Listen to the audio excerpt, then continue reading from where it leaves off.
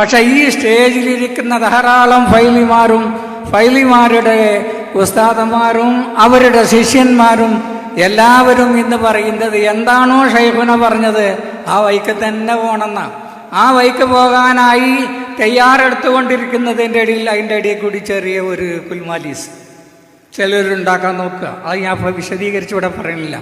ഏതായാലും ഷൈഖുന ശംസുൽ ഉലമ എന്താണോ ഇവിടെ കാണിച്ചു തന്നത് 100 കൊല്ലത്തിനപ്പുറം മുതൽ തുടങ്ങി വെച്ചിട്ടുള്ള ഒരു പ്രസ്ഥാനം, ആ പ്രസ്ഥാനത്തിൻ്റെ അനുയായികൾ ഏത് വഴിയിൽ പോകണം, ഏത് വഴിക്കാണ് അവർ സഞ്ചരിക്കേണ്ടത്, ഏത് വഴിക്കാണ് അവർ ജനങ്ങളെ നയിക്കേണ്ടത് എന്ന് പറഞ്ഞു കൊടുക്കാനുള്ള ഏറ്റവും സമ്പത്തുള്ള, ഏറ്റവും കഴിവുള്ള ഒരു വലിയ പണ്ഡിതൻ ഇന്ന് നമ്മോടൊപ്പം ഇല്ലെങ്കിലും അദ്ദേഹത്തിൻ്റെ ശിഷ്യന്മാരും ശിഷ്യന്മാരുടെ ശിഷ്യന്മാരുമായി ഈ രാജ്യത്തുണ്ട്, ആഫ്രിക്കയിലുണ്ട്, അതുപോലെ മറ്റു ലോകത്തിൻ്റെ വ്യത്യസ്ത മേഖലകളിലുണ്ട്.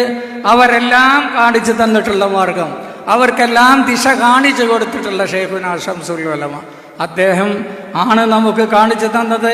ആ കാണിച്ചു തന്ന ആ രൂപത്തിൽ തന്നെ പോകണം, ആ രൂപത്തിൽ കൂടി പോകണം എന്ന് പറയാനും അത് കേൾക്കാനും അത് നമ്മുടെ ധരിപ്പിക്കാനുമാണ് ഈ കണ്ട ലക്ഷങ്ങൾ ഇവിടെ ഒരുമിച്ച് കൂടിയിട്ടുള്ളത്. സ്റ്റേജിൽ മാത്രമല്ല ആയിരങ്ങൾ കൂടിയിട്ടുള്ളത്.